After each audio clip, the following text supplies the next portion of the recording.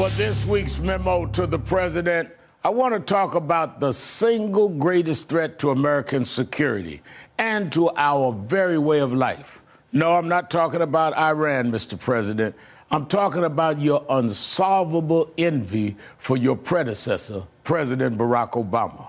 I've talked about it on this program before, how you have to work through your seething resentment that a black man ascended to the presidency and then saved the United States from a crippling recession brought on by GOP governance and your greedy cohorts on Wall Street.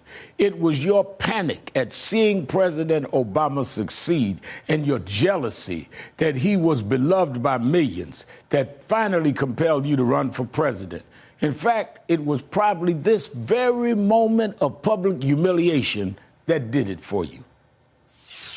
Obviously, we all know about your credentials and breadth of experience.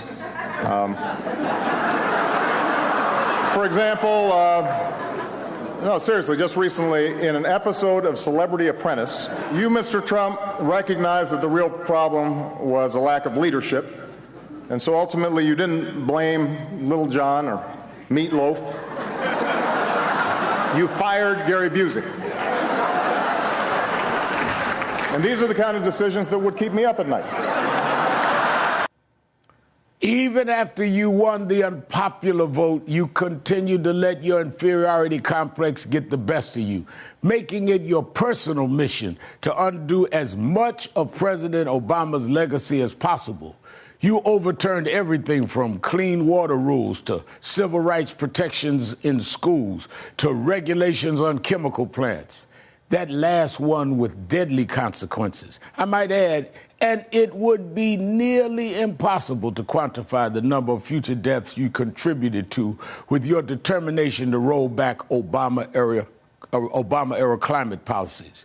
You've only managed to beat President Obama at one thing, and that's the amount of time spent on the links golfing. You spent more taxpayer dollars on golf in the last 3 years than your predecessor did in 8. Meanwhile, you're still working to take down President Obama's singular achievement, Obamacare, without any concern for the millions of Americans who will die if you succeed.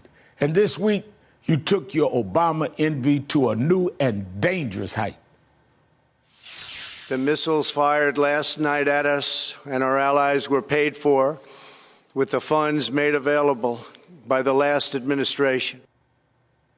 Let's set aside that multiple nonpartisan fact-checkers have proven you wrong and turn instead to the cold-blooded malice of your lies. You're attempting to hide your incompetence by blaming Obama, a man who pursued peace alongside the very country with which you seem determined to make war.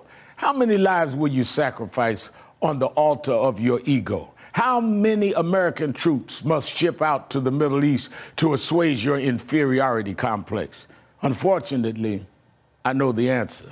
I'm here to tell you, Mr. President, that no matter what you do, no matter how many initiatives you repeal or senseless wars you instigate, you'll never measure up to President Obama.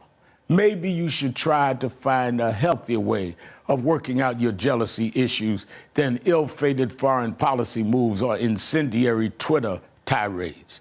Because I, for one, would like to live to see the next president surpass you, which should be easy enough if you manage to avoid bumbling us into World War III.